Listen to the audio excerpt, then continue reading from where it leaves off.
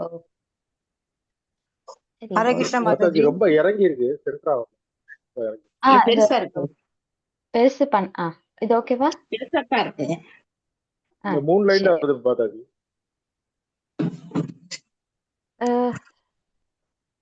என்னாச்சு பிரபு? இப்பவும் தெரியலையா? 3 தெரியுது, லைன் தான் பெருசாத்தான் வருது. இருக்கு 3 மாதாஜி. லைன் தானா? மொத்தம் 4 லைன் ஃபர்ஸ்ட் வரும்ல டான்ஸ் மாதாஜி. ஓகே. 4 லைன் தான் இருக்கு. இருக்கே பிரபு 4 லைனும். ஓகே பிரபு. கணார்சி தீபதோ அதோட முடியுது மாதாஜி. இல்ல பிரபு 4 லைன்ஸ் எனக்கு தெரியுது பிரபுஜி. ஹரே கிருஷ்ண WhatsAppல போர்ல மாதாஜி. வருது. ஓகே 4 லைன் சரி. இருக்கு. சரி. ஒரு லைன் இருக்குது. ஓகே. ஹரே கிருஷ்ண மாதாஜி. ஹரே கிருஷ்ணா. ஓ, சாந்தா ஓகே. நம்ம காலை ரிப்பீட் வணக்கம். பண்ணலாமா? ஹரே 4 கிருஷ்ணா லைன்ஸ் மாதாஜி. இருக்குது மாதாஜி. ஓகே மாதாஜி. சரி நம்ம 4 லைன்ஸ் ரிப்பீட் தெரியுது பண்ணலாமா? மாதாஜி. ஓகே மாதாஜி. சாந்தா மாதாஜி நம்ம ரிப்பீட் பண்ணலாமா? பண்ணலாம் மாதாஜி. ஓகே மாதாஜி. சரி. கதாச்சித் கலிந்தி தட கதாசித் காலிந்தி தடாவி கதாச்சித் கலிந்தி தட கதாசித் காலிந்தி தடாவி விபின சங்கீத கரவோ விபின சங்கீதஹரவோ விபின சங்கீத கரவோ விபின சங்கீதஹரவோ கதாச்சித் காலிந்தி தட கதாசித் காலிந்தி தடா விபின சங்கீத கரவோ விபின சங்கீதஹரவோ முதா வீரி நாரி வதன முதாபீரி நாரி வதன முதா வீரி நாரி வதன முதாபீரி நாரி வதன கமல ஸ்வத மதுப கமலாஸ்வாத மதுபாக கமல ஸ்வத மதுப கமலாஸ்வாத மதுபாக முதா வீரி நாரி வதன முதாபீரி நாரி வதன கமல ஸ்வத மதுப கமலாஸ்வாத மதுபா ரம சம்பு பிரம்மமர ரமா தம்பு பிரம்மமர ரம சம்பு பிரம்மமர ரமா சம்பு பிரம்மமர பதி கணேஷ சித்தபாதோ மதி கணேசாட்சிதோ பியபதோ பதி கணேஷ சித்தபாதோ அதி கணேசா அர்ச்சிதோ பதோ ரமா சம்பு பிரம்மா சாரி ரமா சம்பு பிரம்மமர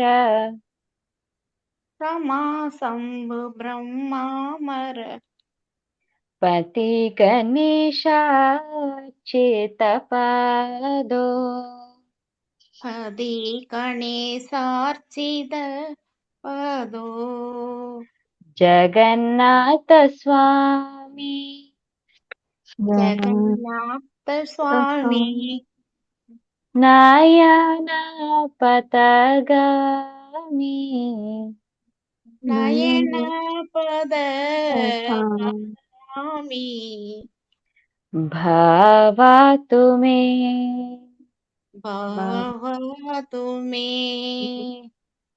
जगन्नाथ स्वामी जगन्नाथ जगन्नाथ स्वामी नयनपतगामी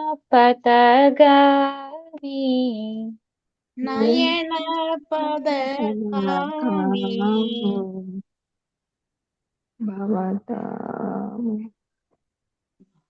भवतु मे பாவது பாவத்து மே சொல்லலாம் மாதாஜி நீங்க அது जगन्नाथ स्वामी नयन पद कामी भवतु मे நயன பத காமி ஹரே பாவத்து மே ஹரே மாதாஜி தேங்க்யூ மாதாஜி. ஆடியோ எனக்கு கட் ஆயிடுச்சு. ஓகே, சரி பரவாயில்ல ஸோ மாதாஜி நம்ம நாளைக்கு திருப்பி ஃபர்ஸ்ட் ஸ்டான்ஸா வந்து நம்ம மீனிங்கோட படிப்போம். ஸோ இன்னைக்கு நான் மட்டும் ஓகே ஒரு மாதாஜி ஸ்டான்ஸாவை பாடி காட்டிடுறேன். நம்ம ரெக்கார்டிங் வந்து குரூப்ல ஷேர் பண்ணலாம். Hare Krishna. Thank you Mataji thank you Mataji thank you Shanta Mataji. Hari போல். தேங்க்யூ कदाचित् कालिन्दी तट विपिन सङ्गीत कथावो मुदा वीरिनारीवदन कमलस्वदमधुपा रमा शम्भु ब्रह्मामर पति गणेशाच्युतपादो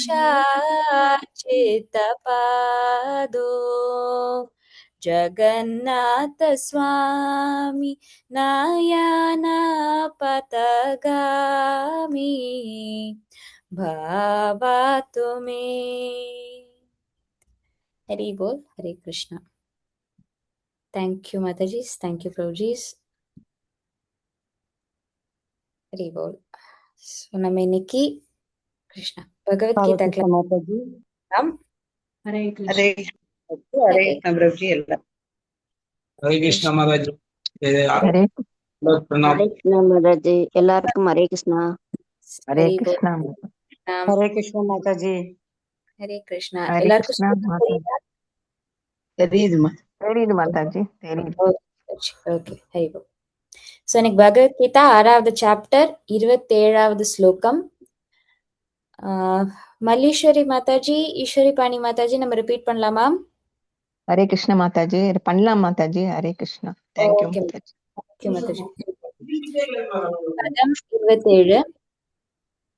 प्रशान्तमनसं ह्येनं प्रशान्तमनसं ह्येनं प्रशान्तमनसं ह्येनं प्रशान्तमनसं ह्येनं प्रशान्तमनसं ह्येनं प्रशान्तमनसं ह्येनं योगिनं सुखमुत्तमम् योगिनं सुगम् उत्तमम् योगिनं सुखमुत्तमम् योगिनं सुगम् उत्तमम् योगिनं सुखमुत्तमम् योगिनं सुगम् उत्तमम् उपैति शान्तरजसम् उपैतशान्तरजसम्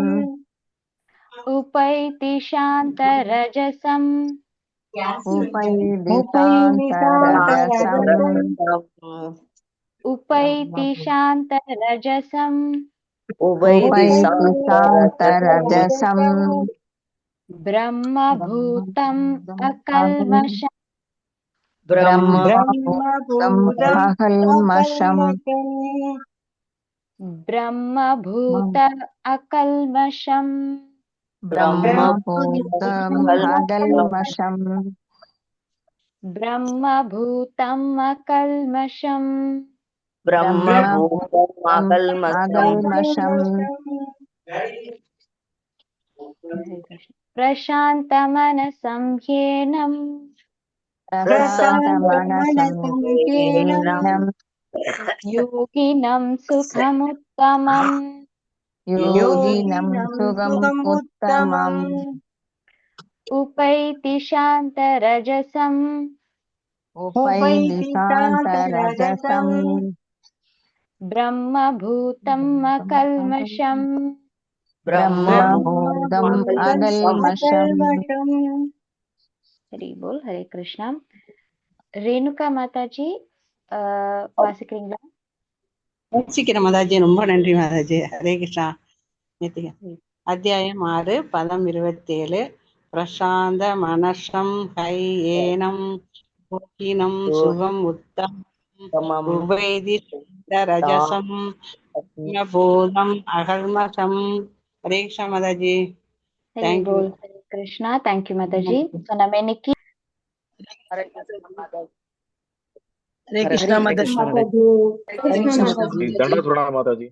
हरे कृष्णा माताजी हरे कृष्णा माताजी கிருஷ்ணா மாதாஜி.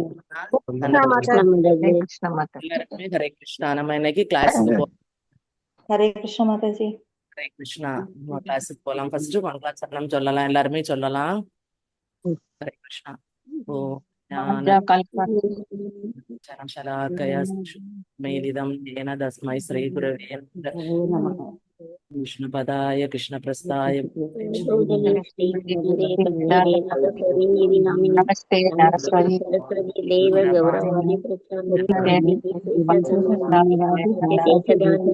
जय श्री कृष्ण चैतन्य प्रभु नित्यानंद श्री अद्वैत हरे कृष्णा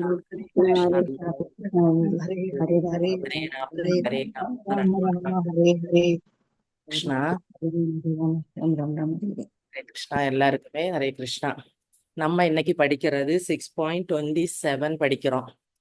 இதுவரை மாதாஜி நாத்தி பிரபு எல்லாருமே இதுக்கு முன்னால எல்லாமே சொல்லி தந்தாங்க. இதுல இது தியான யோகம். இதுல பகவான் என்ன சொல்றாருன்னா, அதாவது நம்ம உண்மையான யோகி வெளியில மட்டும் அமைதியா இருக்கிறது மட்டும் கிடையாது. வெளியில நான் எல்லாத்தையுமே விட்டுட்டேன், எல்லாத்தையுமே திறந்துட்டேன், எனக்கு அது ஆசை இல்லை, இது ஆசை இல்லை அப்படின்னு சொல்லி வெளியில மட்டும் அமைதியா இருக்கிறது உண்மையான யோகி கிடையாது. எப்பவுமே எப்படி இருக்கணும்னா, இங்க ஒரு இந்த இதுல நீங்க ஹரே கிருஷ்ணா இத ஒரு டிரான்ஸ்லேஷன் ஒருக்க படிக்கிறீங்களா? படிக்கிற மாதாஜி.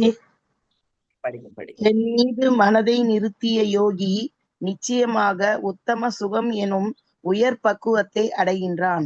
ரஜோகுணத்தை கடந்த அவன் பிரம்மனிடம் உள்ள தனது குண ஒற்றுமையை உணர்வதன் மூலம் தனது முந்தைய செயல்களின் விளைவுகளிலிருந்து விடுபடுகிறான். ஹரே கிருஷ்ணா மாதாஜி. இங்க பகவான் என்ன சொல்றாருன்னா, இந்த ஸ்லோகத்துல பிரசாந்த மனசம்னு ஒரு வேர்டு வருது. அது ரொம்ப இம்பார்ட்டன்ட். அதாவது நம்ம நான் உண்மையான யோகி அப்படி இப்படின்னு காவி உடுத்து அதை பண்ணி இதை பண்ணிக்கிட்டு போறது உண்மையான வெளியே மட்டும் நம்ம வெளியே காட்டிக்கிறது, வெளியில அமைதியா இருக்கிறது, இதெல்லாம் ஆசையை உள்ள வச்சுக்கிட்டு இருக்கிறவன் உண்மையான யோகி கிடையாது. எப்பவுமே பகவானோட தாமரை பாதத்துல மனசை நிலைநிறுத்தி நம்ம மனசுல எழக்கூடிய அந்த ஆசை, கோபம், பொறாமை, பயம் இதெல்லாம் கட்டுப்படுத்தி இருக்கிறவன் தான் உண்மையான யோகி. அப்படி நம்ம பகவானோட பாதத்துல மனசை நிலைநிறுத்தி அமைதியா இருக்கும்போது நம்மளோட ஆத்மாவுக்கு இயற்கையான ஒரு ஆனந்தம் கிடைக்குது. நம்மளே பாக்குறோம், இதுக்கு முன்னால நம்ம இருக்கிறதுக்கும் நமக்கு எதுனாலும் ஒரு சின்ன காரியம், இப்ப எனக்கெல்லாம் எடுத்தா இதெல்லாம் தெரியறதுக்கு முன்னால ஒரு சின்ன காரியம்னாலும் பயங்கர டென்ஷன் வரும், கோபம் வரும், அவங்க மேல என்ன பண்ணலாம் அப்படின்னு தோணும். ஆனா பண்ண முடியாது. மனசுக்குள்ள நமக்கு அவ்வளவு டென்ஷன். அதனால நம்ம என்ன செய்வோம், நம்மளோட ஹெல்த் எல்லாமே அஃபெக்ட் ஆகும். ஆனா இப்ப என்ன தோணுதுன்னா, இதை படிக்க நம்ம யாரு அவங்கள என்ன சொல்றதுக்கு? நம்ம செய்த கர்மா நமக்கு என்ன செய்யறாங்க, அவங்க பண்றாங்க. நம்ம அவங்கள திட்டுறதுக்கு நம்ம யாரு? நம்ம அப்படி திட்டுனாலும் அவங்களுக்குள்ளால பரமாத்மா இருக்கிறாரு. அப்ப பகவான் நம்ம திட்டும் போது அவரும் இது பண்ணுவார், சாட்சியா இருப்பாரு. அப்ப நம்ம அதெல்லாம் பண்ணக்கூடாதுன்னு உள்ள ஒரு சின்ன இது நமக்கு வர ஆரம்பிக்குது. இல்லைன்னு யாருமே சொல்ல முடியாது. படிக்கிறதுக்கு முன்னால இருந்த மனநிலையும் இப்ப நமக்கு இருக்கக்கூடிய மனநிலையும் கொஞ்சம் கொஞ்சமா நமக்கு மாறுபட்டுக்கிட்டே தான் இருக்கு. இல்லைன்னே இல்ல. அப்ப நமக்கு கண்டிப்பா அந்த மன அமைதி பகவானோட தாமரை பாதங்களை நம்ம நிலைநிறுத்தும் போது நமக்கு என்ன செய்யுது, இயற்கையான ஆனந்தம் கிடைக்குது. ஆனா இங்க கிடைக்கக்கூடிய ஆனந்தங்கள், இந்த பொருட்களுக்கு மேல சொந்தக்காரங்க வச்சிருக்கிறது, நம்மளை யாராவது புகழும் போர் வரக்கூடிய சந்தோஷம், ஒரு பொருட்களை அடைஞ்ச உடனே வரக்கூடிய சந்தோஷம், இதெல்லாமே ஒரு டெம்பரரி தான். ஒரு கொஞ்ச நேரத்துக்கு இருக்கும், ஒரு வீடு வைப்போம் கஷ்டப்பட்டு 1 கோடி 2 கோடி அடுத்தவங்கள்ட்ட சொல்லுவோம் நாங்க 2 கோடிக்கு வீடு போட்டிருக்கோம். ஆனா அந்த வீடுக்கு சந்தோஷம் வந்து ஒரு 10 நாள் இருக்கும், அல்ல 15 நாள் இருக்கும். அடுத்து 1 வருஷம் ஆக 2 வருஷம் ஆக அந்த வீடு டேமேஜ் ஆக ஆரம்பிக்கும், அல்லது அதுக்கு மெயின்டெனன்ஸ் எல்லாமே நமக்கு கஷ்டம் ஆகுது. அப்போ நம்மளோட அமைதி கெடுது, நம்மளோட இது எல்லாமே வேற பக்கம் திசை திருப்பப்படுது. ஆனா இது நம்ம இதையெல்லாம் விட்டுட்டு பகவானோட உணர்வுல கிடைக்கக்கூடிய ஆனந்தம் தான் நிலையானது. நம்ம இங்க வந்ததுக்கு காரணமே நம்ம அவருக்கு வந்து நித்திய சேவகன், அதாவது நித்திய அவரோட இதுல அவருக்கு நம்ம என்ன செய்துட்டே இருக்கணும், சேவை பண்ணிக்கிட்டே இருக்கணும். மற்ற இடத்துல இருந்து நம்ம மனசை கொஞ்சம் கொஞ்சமா நம்ம திசை திருப்பணும் அப்படின்னு உள்ள ஒரு எண்ணங்கள் நமக்கு எப்பவுமே இருக்கணும். நம்மளோட அடையாளத்தை நம்ம மறக்க கூடாது. நமக்கு இந்த பயம், கோபம் இதெல்லாம் வரும்போது நம்ம இந்த அடையாளங்களை நம்ம மறந்துட்டு நான் வரக்கூடிய ஒரு அகங்காரத்துல நம்ம என்ன செய்யறோம், ஈடுபடுறோம். இதுக்கு நிறைய எக்ஸாம்பிள்ஸ் இருக்கு. இப்ப எக்ஸாம்பிளுக்கு ராமாயணத்துல பார்த்தோம்னா கூட ராவணன் வந்து சீதா தேவிக்கு மேல ஆசை வச்சு கடத்திட்டு போறாங்க. ஆனா அவரோட தம்பி விபீஷ்ணன் நல்லா சொல்லி சொல்லி பாக்குறாரு, வேண்டாம் நீ கொண்டு கொடுத்துரு, திரும்ப அவங்கள கொண்டு விட்டுட்டு ஸ்ரீராமர்கிட்ட நம்ம ராமச்சந்திரமூர்த்திட்ட மன்னிப்பு கேளு, அவர் எதுவும் பண்ண மாட்டாரு, அவர் அக்செப்ட் பண்ணுவாரு அப்படின்னு. ஆனா அவன் கேட்கவே இல்லை. இவரும் சொல்லி சொல்லி பாக்குறாரு, மற்றவங்களும் அவருக்கு இது பண்ணிக்கிட்டே இருக்காங்க. உடனே இவராவே என்ன செய்யறாருன்னா ராமச்சந்திரமூர்த்திட்ட சரண்டர் ஆகுறாரு, எல்லாத்தையும் விட்டுட்டு. அப்ப கூட ராமச்சந்திரமூர்த்தியோட இருக்கக்கூடிய அந்த வானரங்கர்கள் எல்லாம் என்ன சொல்றாங்கன்னா, எங்களுக்கு டவுட்டா இருக்கு. அவன் அங்க இருந்து நமக்கே தோணும், எதிரில நமக்கு பிடிக்காதவங்க இருப்பாங்க, அங்க இருந்து யாராவது வந்து நம்மள்ட்ட பேசினா நமக்கு என்ன தோணும், ஐயோ இவங்க எதுக்கோ தான் வந்திருக்காங்க, ஏதோ விஷயம் எடுக்கிறதுக்கு வந்திருக்காங்க. அதே போல அந்த குரங்குகள் எல்லாமே சொல்லுது ராமச்சந்திரமூர்த்திட்ட, நீங்க வந்து என்ன செய்யாதீங்க, அக்செப்ட் பண்ணாதீங்க, இவன் எதுக்கோ தான் வந்திருக்கான், நமக்கு நல்லது கிடையாது. ஆனா அவர் என்ன சொல்றாருன்னா, யார் ஒருத்தன் எனக்கிட்ட ஒருக்க சரண்டர் ஆயிட்டானோ அவனை நான் எப்பவுமே என்ன செய்ய மாட்டேன், கைவிட மாட்டேன், அவனை காப்பேன். உடனே விபீஷணனுக்கு இப்ப என்ன கிடைக்குது, ஸ்ரீராமரோட அடைக்கலம் கிடைக்குது. அவருக்கு உடனே அவரோட அந்த பயம், கவலை, அந்த இது எல்லாமே நீங்கி அவர் அமைதியாகிறாரு. அவரோட மனம் ராமச்சந்திரமூர்த்தியோட பாதங்கள்ல நிலை நிற்குது. அப்ப அவருக்கு பௌதீகமா எந்த பயமுமே இப்ப அவருக்கு வரல. அப்ப இதுல இருந்து நமக்கு என்ன தெரியுதுன்னா, இந்த ஸ்லோகத்துல அந்த பிரசாந்த மனசம்னா யார் ஒருவன் கிருஷ்ணரோட தாமரை திருவடிகள்ல மனசை நிலைநிறுத்தி இருக்கிறானோ அவனுக்கு உண்மையான அமைதியும் ஆனந்தமும் கண்டிப்பா கிடைக்கும்.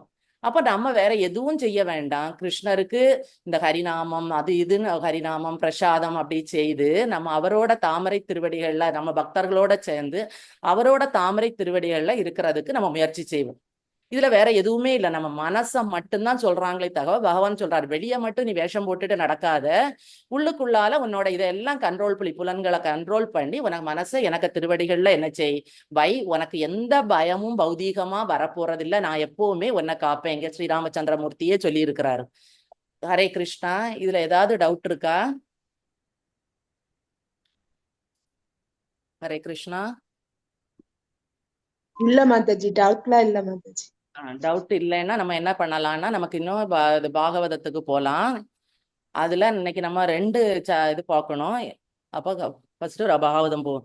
நாராயணம் நமஸ்கிருத்ய நரம் சைவ நரோத்தமம் தேவீம் சரஸ்வதீம் வியாசம் ததோ ஜெயம் முதிரையேத் நஷ்டப்பிராயேஷு அபத்ரேஷு நித்யம் பாகவத சேவையா பகவதீர் உத்தம ஸ்லோகே பக்திர் பவதி நைஷ்டிகி மூகம் கரோதி வாச்சாலம் பங்கும் லங்கயதே கிரீம் யத்கிருபாதமகம் வந்தும் வந்தே ஸ்ரீ குரு தினதாரிணம் பரமானந்த மாதவம் ஸ்ரீ சைத்தன்ய ஈஸ்வரம்.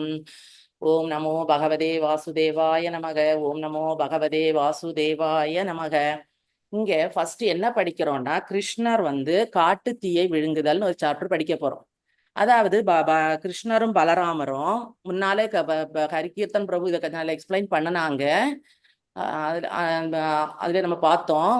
அடுத்து மோகனா மாதாஜியும் எக்ஸ்பிளைன் பண்ணாங்க. இங்க என்னன்னா, பலராமரும் கிருஷ்ணரும் என்ன செய்யறாங்கன்னா, விளையாடிட்டு இருக்கும்போது பசுக்களை பார்க்காம இவங்க விளையாடிட்டு இருக்காங்க.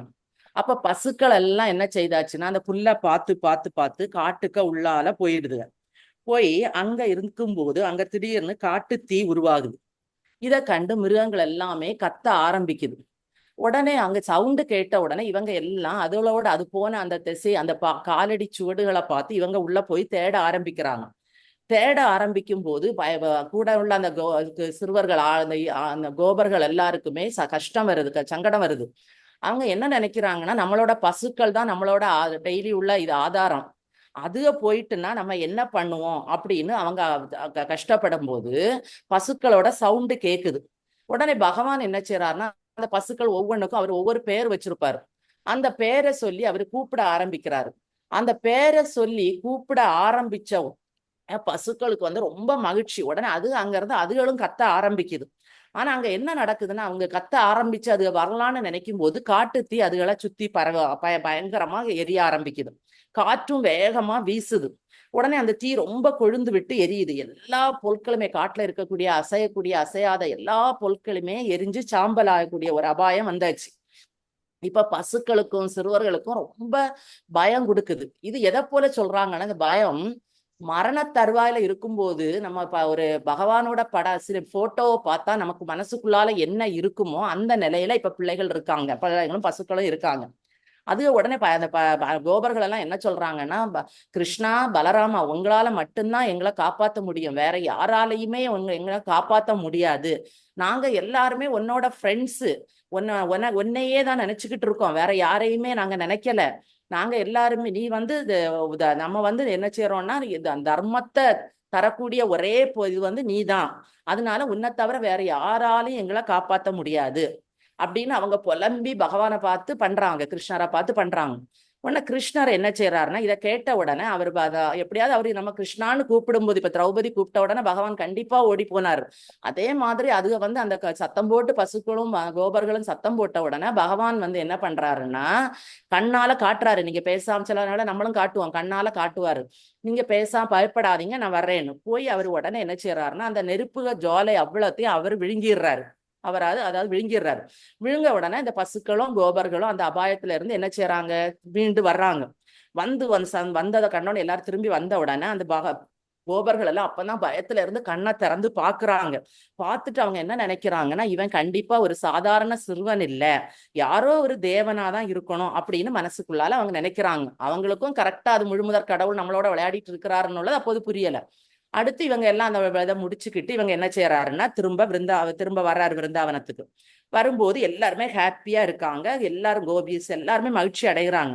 ஆனா இவங்க கிருஷ்ணர் காட்டுல இருந்த போது கோபிஸ் எல்லாம் என்ன செய்யறாருன்னா அவங்களையே பகவானையே நினைச்சு இருக்கிறாங்க.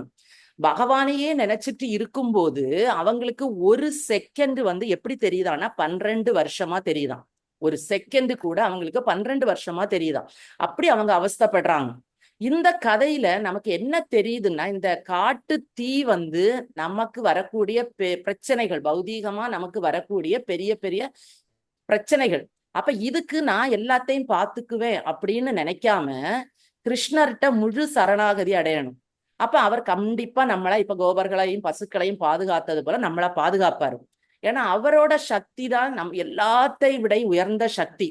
அப்ப நம்ம என்ன பண்ணணும், நம்மள்கிட்ட வரக்கூடிய இந்த அகங்காரம் நான் பார்த்துப்பேன் உள்ள அகங்காரத்தை விட்டுட்டு எப்பவுமே கிருஷ்ணரோட நினைவும் கரிநாமமும் சரணாகதியும் இருந்து அவ கண்டிப்பா நம்மளை காப்பாற்றுவார். அது இந்த ஸ்டோரியில இருந்து நமக்கு தெரியுது. அடுத்தது என்ன சொல்றாங்கன்னா இங்க இலையுதிர் காலம் வருது. மோகனா மாதாஜி எடுத்தாங்க, கோடை காலத்துல அவங்களோட நிலையை எடுத்தாங்க.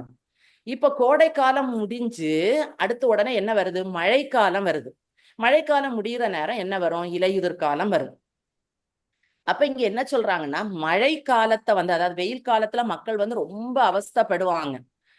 ஆனா அடுத்து மழைக்காலம் வந்த உடனே அவங்க என்ன செய்யறாங்கன்னா இந்த வள்ளல்கள் எல்லாம் நிறைய தாராள மனப்பான்மையோட மக்களுக்கு நிறைய வாரி வாரி கொடுக்கறது போல அதுக்கு கூட கம்பேர் பண்றாங்க. அதாவது வெயில்ல நம்ம ரொம்ப கஷ்டப்படுறோம், மழை வந்தோன்னா நமக்கு ரொம்ப சந்தோஷமா இருக்கு. அது அப்படி அதை வந்து அவங்க இந்த மழை வந்து எப்படி பெய்யும், கடல்லையும் பெய்யும், நமக்கு மட்டும் பெய்யாது, கடலுக்கும் பெய்யும், மலைக்கும் பெய்யும், இருக்கக்கூடிய குன்றுகள், தேவைப்பட்ட இடம் தேவைப்படாத இடம் எல்லா இடமுமே அந்த மழை பெய்யும். இது வந்து எப்படின்னா வள்ளல்கள் வந்து பாரபட்சம் பார்க்காம எல்லாருக்குமே வாரி வழங்குறத என்ன செய்து ஒத்துருக்கு. அடுத்து இந்த மழை காலத்துல ஒவ்வொரு ஸ்டேஜையா இங்க எக்ஸ்பிளைன் பண்றாங்க பிரபுபாத். அதாவது மழை வர்றதுக்கு முன்னால நம்மளோட நிலப்பரப்பெல்லாம் எப்படி இருக்கும், செடிகள் எல்லாம் பட்டு பறந்து, குளத்துல தண்ணி இருக்காது, கிணத்துல தண்ணி இருக்காது, ஆத்துல தண்ணி இருக்காது, ஒண்ணுமே இருக்காது, வறண்டு கிடக்கும். அடுத்து மழை பெய்த உடனே இதெல்லாமே நிரம்பி செடிகள் எல்லாம் நல்லா வளர ஆரம்பிச்சு எல்லா இடமும் பச்சை பச்சையா காட்சி அளிக்கும்.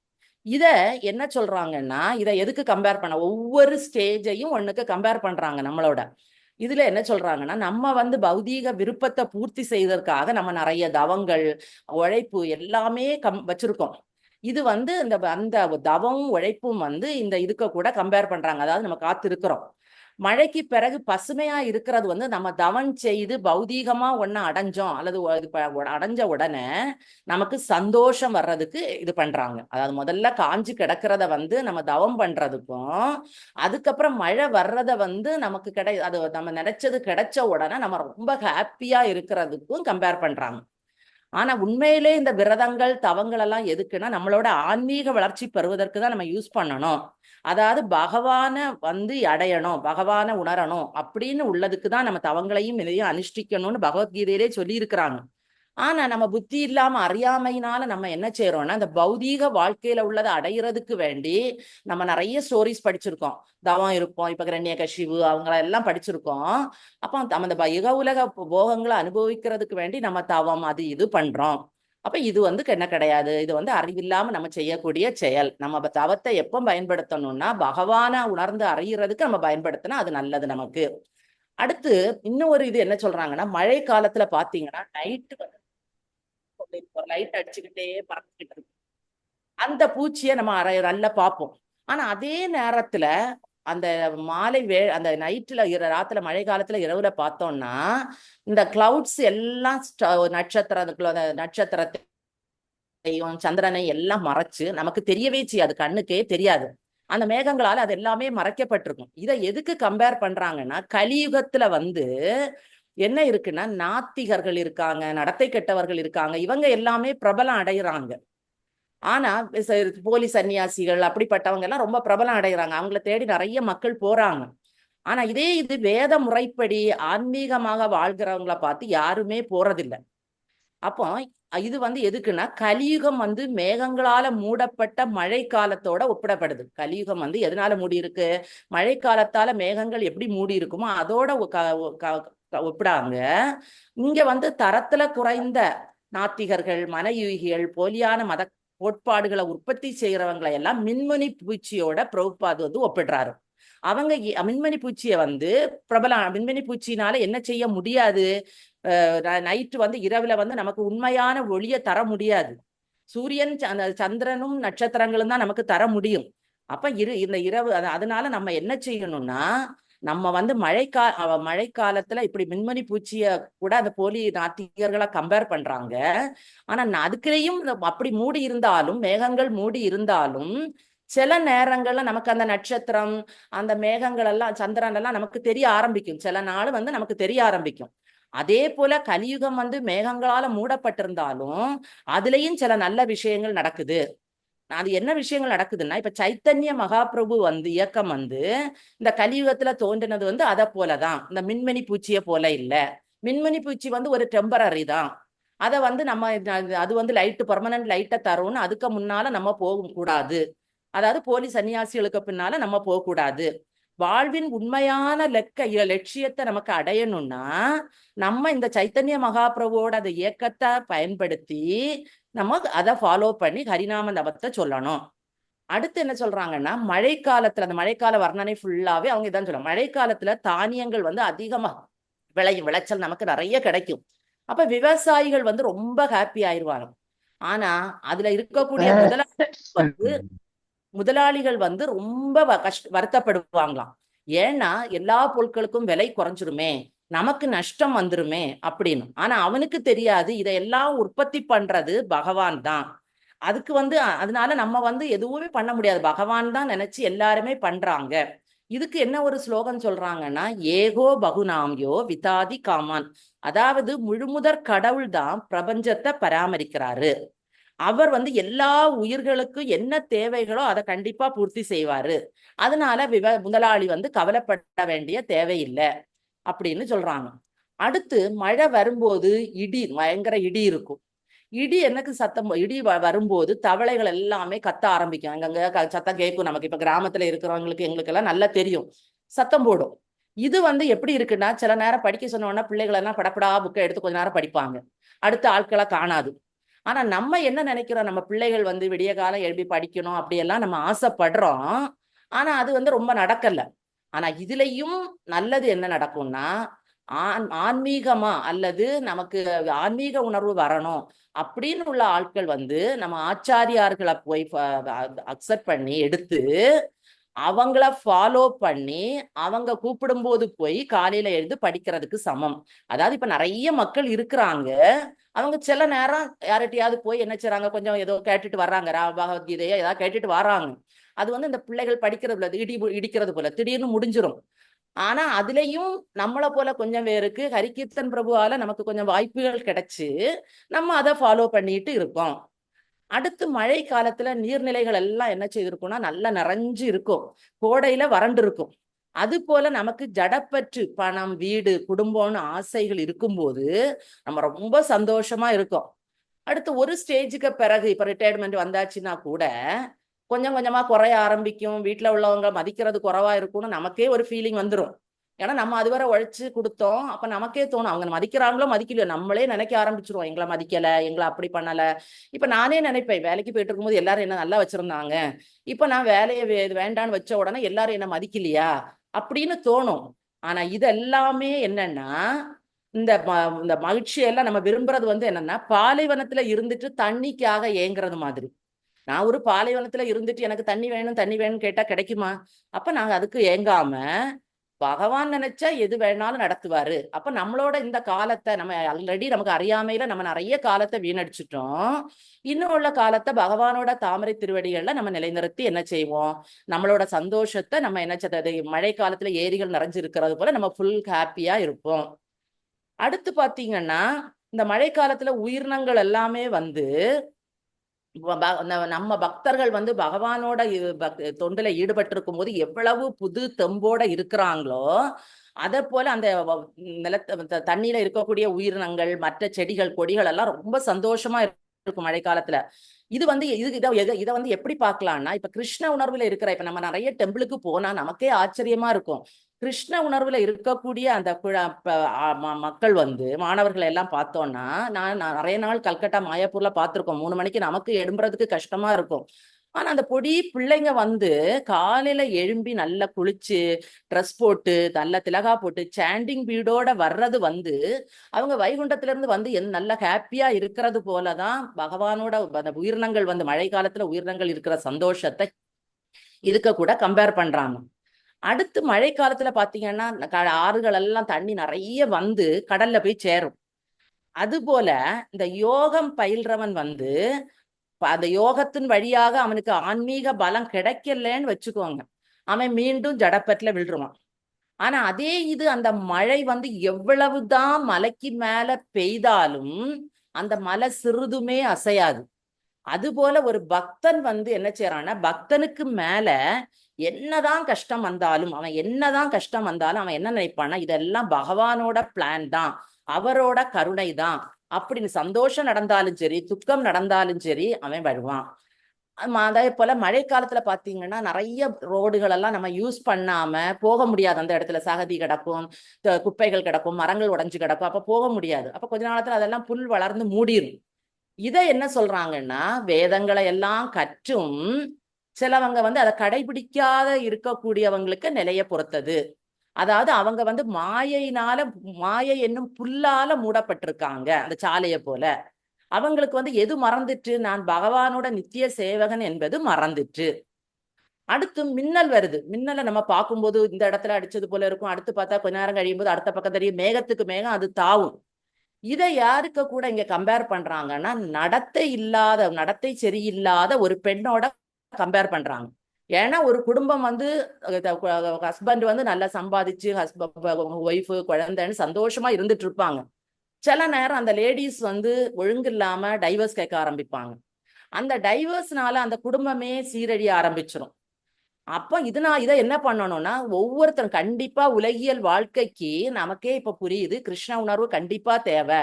உடனே நம்ம சன்னியாசின்னு கிடையாது, அந்த கிருஷ்ண உணர்வை ஃபாலோ பண்ணிட்டு இருந்தா அட்ஜஸ்ட்மெண்ட் நிறைய கிடைக்குது. இப்ப எந்த ஒரு ஃபேமிலியா இருந்தாலும் சரி, மாமியார் மருமகள் பிள்ளை குழந்தைகளுக்கு இடையில போட்டி பொறாமை வந்துட்டு தான் இருந்து. ஆனா அந்த கிருஷ்ண உணர்வுல வந்த பிறகு நம்மளாகவே அதை கொஞ்சம் கொஞ்சமா குறைக்க ஆரம்பிக்கிறோம். அதனால எந்த ஒரு குடும்பமா இருந்தாலும் இந்த மின்னலை போல இல்லாம கிருஷ்ண உணர்வுல இருந்து வாழ்க்கைய நீட்டா நடத்தணும். மின்னலை போல சலனப்படக்கூடாது. அதே போல அடுத்து பாத்தீங்கன்னா வானவில் வரும். மழை நேரத்துல பாத்தீங்கன்னா வானத்துல அழகா 7 கலர்ஸ்ல அந்த வானவில் இருக்கும். அது நீட்டா வளைஞ்சு 2 பக்கமும் கயர் வச்சு கெட்டுனது மாதிரி நீட்டா அந்த வில்லு வளைஞ்சிருக்கும்.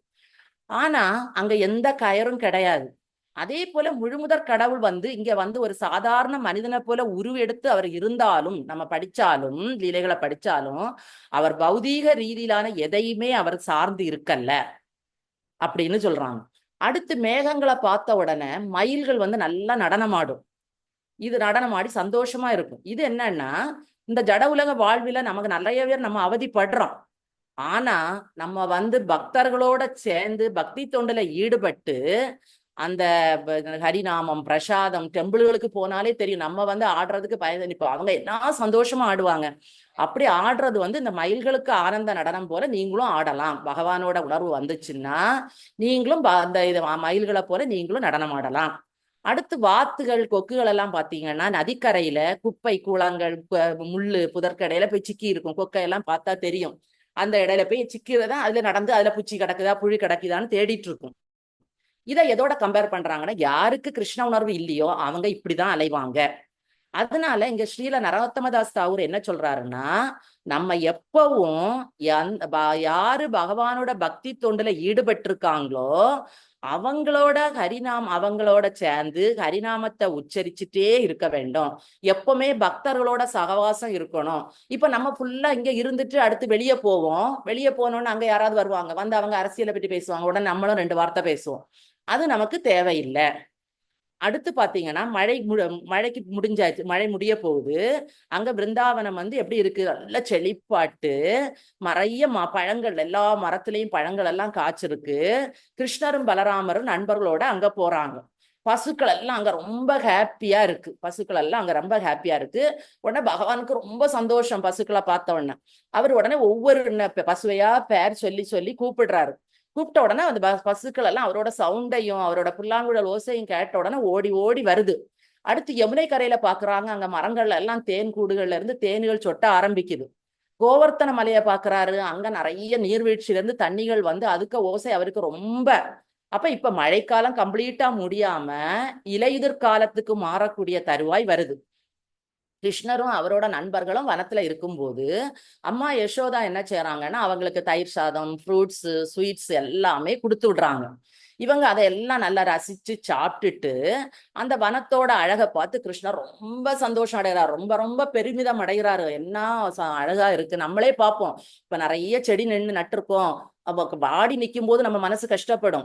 அடுத்தது அது பச்சை பச்சை ஆகி காய்க்க ஆரம்பிச்சோன்னா நமக்கு அவ்வளவு சந்தோஷம். அதை உடனே போட்டோ எடுத்து நம்ம ரிலேட்டிவ்ஸுக்கு அனுப்புவோம், பாரு எனக்கு எவ்வளவு வளர்ந்துருக்கு அப்படி. உடனே கிருஷ்ணருக்கும் பயங்கர சந்தோஷம். ஆனா இது எல்லாமே யாராலதான் வருது? அவரோட கிருஷ்ணரோட சொந்த சக்தியின் வியாபகம் தான் இது எல்லாமே. அது அவருக்கும் தெரியும். அந்த பௌதீக சக்தியோ அல்லது இயற்கையோ சுயமா என்னைக்குமே செயல்படுவதில்லைன்னு பகவத்கீதையில படிக்கிறோம். கிருஷ்ணரின் மேற்பார்வையில தான் எல்லாமே இயங்குது.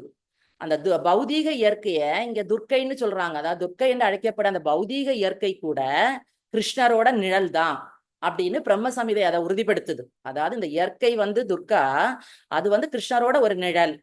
அந்த மழை காலத்துல இயற்கை அழகு வந்து யாராலதான், ஒரு மழைக்காலம், கோடைக்காலம், இலையுதிர்காலம் எல்லாமே யாருதான் காரணம்? கிருஷ்ணர் இல்லாட்டி எதுவுமே நமக்கு கிடைக்காது. இப்போ இலையுதிர் காலத்துல வந்ததும் மழைக்காலத்துல இருந்த சேறு சகதி எல்லாம் போய் இயற்கை அழகு நிறைய ஆரம்பிக்கும். மரங்கள் எல்லாம் அப்படி பாக்குறதுக்கு நமக்கே ஆசையா இருக்கும். அதே போல ஜட வாழ்வுல இருக்கிறவன் வந்து நம்மளை போல உள்ளவங்க வந்து கிருஷ்ண உணர்வுக்கு வரும்போது அந்த இலையுதிர் காலத்துல எவ்வளவு நீர்நிலைகள் எல்லாம் தெளிஞ்சு, ஆனா மழை பெய்யும் போது குளங்கள் எல்லாம் நிறையும். ஆனா எப்படி நிறைஞ்சிருக்கும்? நல்ல தண்ணி எல்லாம் சேறு சகதி அப்படி இருக்கும். ரோடுகள் எல்லாம் அப்படி இருக்கும். நமக்கு வெளியே வர முடியாது, அப்படி இருக்கும். ஆனா மழைக்காலம் முடிஞ்சு இலையுதிர் காலம் வந்த உடனே அந்த ஆறு குளம் எல்லாம் பார்க்கும்போது தெளிஞ்சு கிடக்கும் தண்ணி. ஆகாயம் எல்லாம் ரொம்ப கிளீனா இருக்கும். அந்த மேகத்தால மூடி இருந்த ஆகாயம் எல்லாம் ரொம்ப கிளீனா இருக்கும். அதே போல நம்மளும் கிருஷ்ண உணர்வை மேற்கொள்ளும் போது உள்ளும் புறமும் இருக்கக்கூடிய மாசுக்கள் எல்லாம் நீங்க பெற்று தூய்மை அடையும். இங்க என்னன்னா, இதனாலதான் கிருஷ்ணரை ஹரின்னு சொல்லுவாங்க. ஹரினா என்ன மீனிங்னா நீக்குபவர். ஹரினா என்ன மீனிங்? நீக்குபவர். அதாவது கிருஷ்ண உணர்வை யார் எடுக்கிறாங்களோ அவங்கள்ட்ட இருந்து பகவான் வந்து எல்லா அசுத்தங்களையும் கெட்ட பழக்கங்களையும் எல்லாத்தையுமே நீக்கிடுவார். நமக்கே புரியுது, நம்ம அப்படி இப்படி நடந்துட்டு இருந்தோம். இப்ப கிருஷ்ண உணர்வு வரும்போது நமக்கே நம்ம கொஞ்சம் தூய்மை அடைகிறது நமக்கே புரியுது. அதே போல இலையுதிர் காலத்துல நீர்த்தேக்கங்கள்ல பாத்தீங்கன்னா மழை காலத்துல இருக்கும். இலையுதிர் காலங்கள்ல பாத்தீங்கன்னா அந்த உயிர்கள் எல்லாமே கொஞ்சம் கொஞ்சமா அடுத்து குறைய ஆரம்பிக்கும். அடுத்த கோடை காலத்துக்கு ஆரம்பிக்கும். அது வந்து எப்படி இருக்குன்னா, நமக்கு வந்து டெய்லி நம்ம பௌதீகமா ஜடப்பற்றோட உழைச்சிட்டு இருக்கோம். நம்ம ஆயுள் காலம் கொஞ்சம் கொஞ்சமா குறையிறத வந்து நம்ம அறியாம இருக்கிறது போல அந்த உயிர்களும் இருக்கு. அந்த இலையுதிர் காலத்துல சமுத்திரம் எல்லாம் அமைதியா இருக்கும். இது எப்படின்னா, ஆத்ம உணர்வுல யாரு முன்னேறி இருக்கிறாங்களோ அவன் வந்து முக்குணங்களால பாதிக்கப்படாமல் இருக்கிறத போல. இது வந்து முக்குணால. இலையுதிர் காலத்துல விவசாயிகள் என்ன செய்வாங்கன்னு நம்ம பார்த்தோம்னா, வயல்கள்ல வரப்ப கட்டி தண்ணியை உள்ள போட்டிருப்பாங்க. ஏன்னா தண்ணி எவ்வளவு வேஸ்ட் ஆயிடக்கூடாதுன்னு. அதே போல ஆத்ம உணர்வுல இருக்கிறவன் என்ன செய்யறான்னா, புலன்களை கட்டுப்படுத்தி சக்திகள் வீணாகாம அவன் காப்பாற்றுறான். 50 வயதுக்கு மேல என்ன சொல்றாங்கன்னா, நம்ம வந்து ரிட்டையர்ட் ஆயிட்டோம், அதாவது குடும்ப வாழ்விலிருந்து விலகி உடனே சன்னியாசம் போ அப்படின்னு சொல்லல அவரு. கொஞ்சம் ஒதுங்கி நம்ம குழந்தைகள் வந்து வளர்ந்தாச்சு, அவங்களுக்குள்ள வேலையை பார்த்துப்பாங்க. இதுவரை நம்ம பேம்பர் பண்ணனது போல அவங்கள பண்ண வேண்டாம், அவங்களுக்கு கோபம் வரும். அதனால நம்ம என்ன செய்யணும்னா, புலன்களை கட்டுப்படுத்திட்டு பரமனோட சேவையில ஈடுபட்டாதான் நமக்கு முக்தி கிடைக்கும். அதை தவிர நமக்கு முக்திக்கு வாய்ப்பே இல்லை. திரும்பவும் நான் தான் எல்லாத்தையும் கண்ட்ரோல் பண்ணுவேன், அப்படி பண்ணுவேன், குழந்தைகள் எனக்கு நான் சொல்றதான் கேட்கணும் அப்படியெல்லாம் நம்ம நினைச்சிட்டு இருந்தோம்னா நமக்கு நடக்க அவமானங்கள் தான் மிஞ்சும். அதே போல இலையுதிர் காலத்துல பார்த்தோம்னா பகல்ல சூரியன் அதிகமா இருக்கும், அப்ப நமக்கு கஷ்டமா இருக்கும். அடுத்து ஈவினிங் ஆகும்போது வெதர் கொஞ்சம் நல்ல மாற ஆரம்பிக்கும். அப்ப மக்கள் காலையில இருந்து கஷ்டப்பட்டதுக்கு அப்பாடா கொஞ்சம் சந்தோஷம்னு இருப்பாங்க, அதுல இருந்து கொஞ்சம் களைப்பு மாறுவாங்க. அதே போல நம்ம முகுந்தன சரணடைஞ்சா நம்ம உடல்னு நம்ம உள்ள அடையாளத்தை மறந்து அந்த களைப்புல இருந்து உடல்னு உள்ள களைப்புல இருந்து நம்ம விடுபடலாம். எப்பவுமே கிருஷ்ண உணர்வுல இருப்பவனின் மனம் வந்து எப்படி இருக்கும்னா, அந்த இலையுதிர் காலத்துல இருக்கக்கூடிய தெளிவான ஆகாயத்தோட இருக்கும். அப்ப அவங்க ஆகாயம் தெளிவா இருக்கும்போது ஸ்டார் மூன் எல்லாம் நல்லா தெரியும். அப்ப நம்மவும் கிருஷ்ண உணர்வுல இருக்கும்போது தெளிந்த மனதோட நமக்கு எது செய்யணும் எது செய்யக்கூடாது என்கிறத நம்ம புரிஞ்சுக்கலாம். இங்க பகவான் என்ன சொல்றாருன்னா, பகவான் வந்து எது வம்சம் எங்கக்கூடிய அவர் ஆகாயத்துல அந்த உள்ள உறவினர்களை வந்து நட்சத்திரங்களாட்டும், அந்த நட்சத்திரங்கள் அந்த ஆகாயம் வந்து பகவான், நட்சத்திரங்கள் வந்து அவரோட வந்த பரிவாரங்கள். அங்க அவர் வந்து ஒரு பிரகாசமான சந்திரனா இருக்கிறாரு. ஆனா அவரை பார்த்த உடனே எல்லாருக்கும் ஹாப்பி. யாரை தவிர? கோபிஸ தவிர எல்லாருமே சந்தோஷம் ஆகுறாங்க. கோபிஸ் ஏன் சந்தோஷம் ஆகலைன்னா, அவங்களுக்கு எப்பவும் அவரை தழுவிக்கிட்டே இருக்கணும். ஆனா அது பண்ண முடியாத உடனே அவங்க என்ன செய்யறாங்க? சங்கடப்படுறாங்க. இதையெல்லாம் பார்த்து ஸ்ரீல ரூப கோஸ்வாமி வந்து உபதேச அமிர்தான்னு ஒரு நூல்ல என்ன சொல்றாருன்னா, நீ வந்து எப்பவுமே ஒரு பக்தி தொண்டு பண்றத உற்சாகத்துடன், அதாவது இப்ப காலையில மோகனா மாதாஜி மிஸ்டு கால் கொடுத்தோன்னு சில நேரம் தோணும், ஐயோ இவங்க எதுக்கு கொடுக்குறாங்க, நம்ம உறக்கத்தை இது பண்றாங்க. ஆனா இப்ப என்ன தோணுதுன்னா, ஃபர்ஸ்ட்ல எல்லாம் அப்படிதான் தோணும். இப்ப என்ன சொல்லணும்னா, அவங்க பண்றதுனால நம்மளால முடிக்க முடியுது கஷ்டம் இல்லாம. இல்ல ஒரு நாள் ஃபுல்லா ஆனா கூட என்னால சாண்டிங் முடிக்க முடியாது. அப்ப அதனால அவங்களோட அந்த உற்சாகத்தோட ஒரு தன்னம்பிக்கை இருக்கணும். எப்படினாலும் நான் இந்த பௌதீக உலகத்தை விட்டு எனக்கு பகவான்கிட்ட போகணும். இன்னும் ஒண்ணு ஒரு பொறுமை இருக்கணும். யாரு என்ன வேணாலும் பேசுங்க, நம்ம வந்து பொறுமையா இருக்கணும், அதுல உறுதி இருக்கணும். இன்னும் ஒண்ணு, அதுல என்னெல்லாம் நியமங்கள் சாஸ்திரங்கள் இருக்கோ அதையெல்லாம் நம்ம ஃபாலோ பண்ணணும், இஷ்டத்துக்கு இல்ல. அடுத்தது அபக்தர்களோட சங்கம் இல்லாம நம்ம இதை கடைபிடிச்சா, இதை எதுக்கு சொல்றாங்கன்னா, இந்த இலையுதிர் காலத்துல செடிகள் வளர்றது போல உயிரினங்கள், அதாவது பெண்கள் எல்லாம் கருத்தரிக்கிறது அதிகமா இருக்கும். அப்ப இப்படி நம்ம பண்ணும்போது இந்த பக்தி, அதாவது நமக்கு வந்து உரிய காலத்துல ஒரு பெண் கருவுற்று ஒரு மகப்பேறு கிடைச்சுன்னா அவ எவ்வளவு நன்மை எவ்வளவு சந்தோஷம் அடைவாளோ, அதே போல நமக்கும் பக்தி இப்படி பண்ணணும். அதாவது உற்சாகம் இருக்கணும், பொறுமை இருக்கணும், நல்ல ஒரு தன்னம்பிக்கை இருக்கணும், அபக்தர்களை விடணும். இதெல்லாம் பண்ணணும்னா நமக்கும் நன்மைகளை பகவான் தருவாரு. அடுத்தது பாத்தீங்கன்னா, இப்ப விருந்தாவனம் ஏன் இவ்வளவு சந்தோஷமா இருக்குன்னா, பகவானும் பலராமரும் அங்க இருந்ததுனால இந்த காலம் வந்து இலையுதிர் காலம் ரொம்ப ரொம்ப அழகா இருக்கு.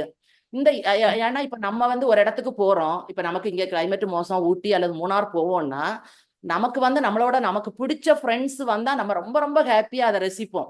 பிடிக்காதவங்களுக்கு கூட போனா நம்ம ரசிக்க மாட்டோம். அதே போல இந்த இலையுதிர் காலத்துல விருந்தாவனத்துல பலராமும் கிருஷ்ணரும் இருக்கிற ஃப்ரெண்ட்ஸோட இருக்கிறதுனால அது ரொம்ப ரொம்ப அழகா இருக்கு. மக்கள் வந்து இன்னொன்னு, இலையுதிர் காலத்துல அவங்களுக்கு டிராவல் பண்றது, யாரை எடுத்தாலும் சரி ஒரு இடத்துல அடுத்த இடத்துக்கு போறது, அவங்க டியூட்டிஸை பாக்குறது மழை காலத்தை விட ஈஸியா இருக்கும். மழை காலத்துல பெரிய மழைனா வெளியே இறங்க முடியாது, வர முடியாது எல்லாம். இப்ப ஞானிகளா எடுத்தாலும் சரி, யோகியை எடுத்தாலும் சரி, பக்தனை எடுத்தாலும் சரி, அவங்களுக்கு எல்லாருக்குமே நம்ம யாருமே நம்மளோட ஆன்மீக வளர்ச்சி வந்து ஜட உடலின் காரணமா சில நேரம் தடைபடும்.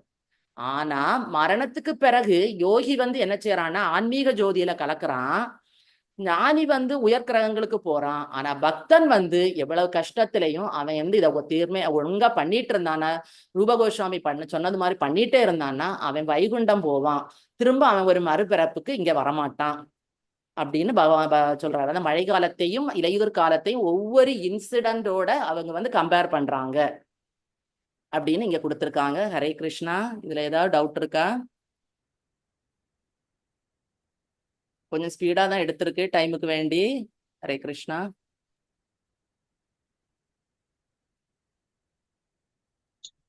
ஹரே கிருஷ்ணா. டவுட் இல்லைன்னா ரீகேப் போலாமா? ஹரே கிருஷ்ணா மாதாஜி. ஹரே கிருஷ்ணா.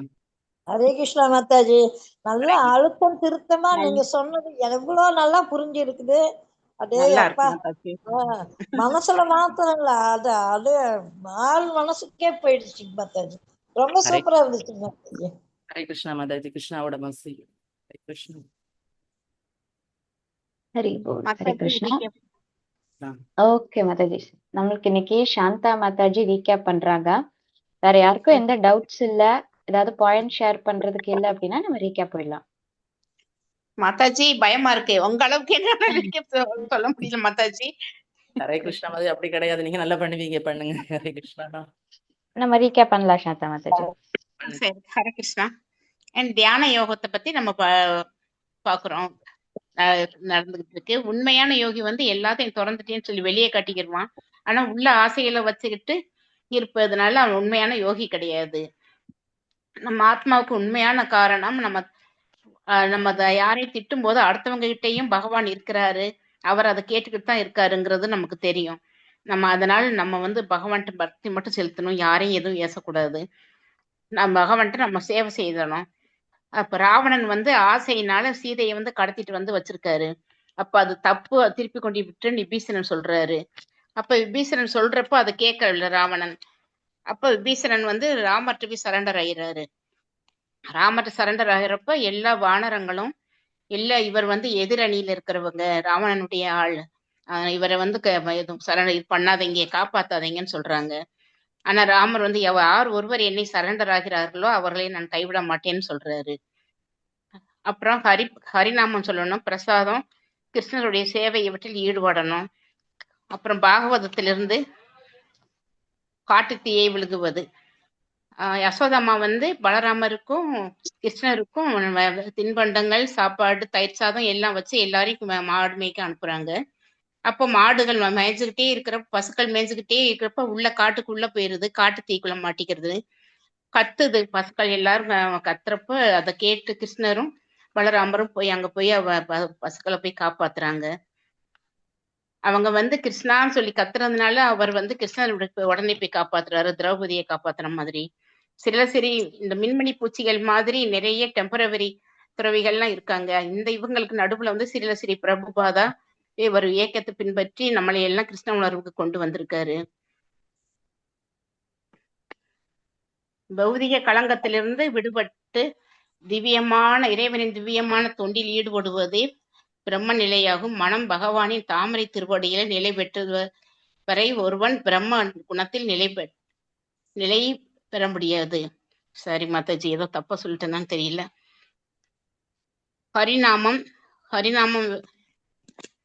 ஹரிநாமம்ங்கிறது ஹரி வந்து நம்மளை துன்பத்திலிருந்து நீக்குபவர் என்று அர்த்தம். சரி மாதாஜி. ஹரே கிருஷ்ணா. நல்லா இருந்தது, ரீகேப் நல்லா இருந்ததுமா.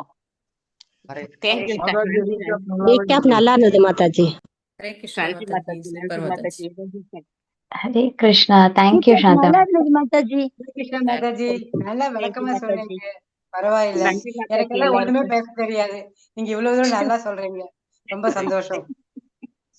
நன்றி மாதாஜி. ஹரே கிருஷ்ணா. தேங்க்யூ சாந்தா மாதாஜி, ரொம்ப அழகா எங்களுக்காக சொல்லியிருக்கீங்க. ஸ்ரீகலா மாதாஜி, ஏதாவது பாயிண்ட் ஆட் பண்ணுமா? இல்லடா இல்ல. அனுகூல ஓகே மதிச்சிட்டு கேளு, ஏதாவது பாயிண்ட்ஸ் இருக்கான்னு கேளுடா.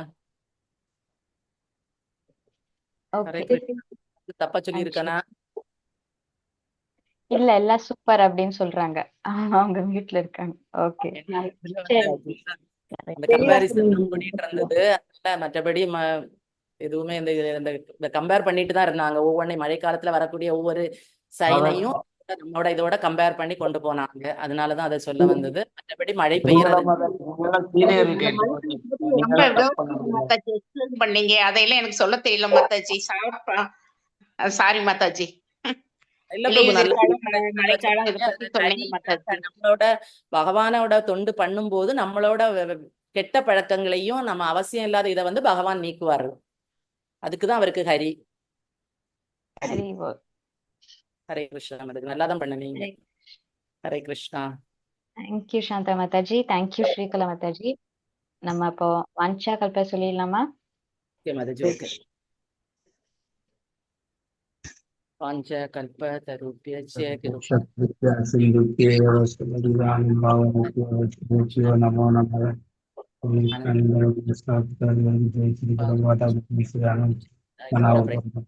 ஹரி போல். ஹரே கிருஷ்ணா. ஹரே கிருஷ்ணாடா. ஹரி போல். ஹரே கிருஷ்ணா. ஹரே கிருஷ்ணா. ஹரே கிருஷ்ணா.